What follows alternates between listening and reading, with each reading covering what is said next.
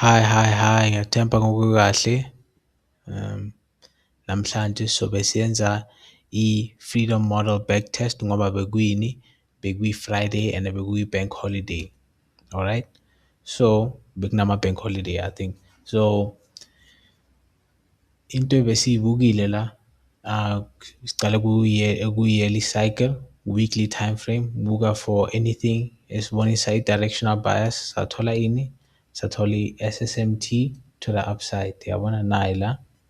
Enye isweep ama-lows and then enye ayisweepanga ama-lows, and ungakhohlwa ukuthi lama assets kumele ahambisane ngokufana. So mekune-difference somewhere yiyo la kumele sibuke khona ukuthi kuzoba nama-trade khona, yabona.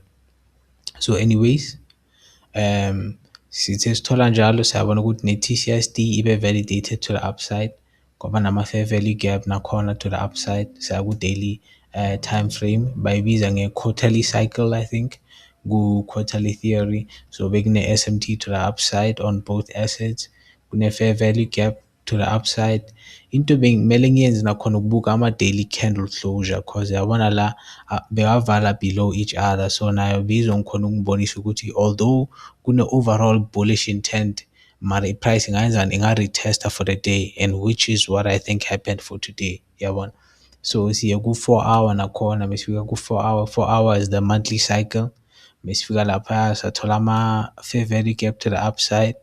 Izinto ezinjalo, izinto bezibonisa ukuthi kune-bullish intent, so saceda sayenzani, saya ku-1 hour.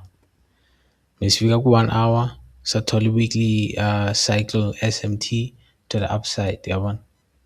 And then mesiyithola njalo savele sabona ukuthi okay, price is going to the upside. Saya ku-15 minute for uzama ukubuka ama-entry and stuff like that. Bekungana SMT, so sayenzani, saya ku-5 minute. Bekungana SMT nakhona ku-5 minute, saya ku-1 minute. Sayithola i-SMT kodwa yaba invalidated, you-understand. So into esiyenzile ekuqaleni ukuthi sithole i-SMT, I think ku-euro side, yabona. And then ila sithatha khona i-trade kodwa yaba invalidated because both assets, I think, agcina yenzani, agcina asweepa lama-low. So bekungana SMT to the downside, kodwa nakhona yabonisa ukuthi bekunani, bekune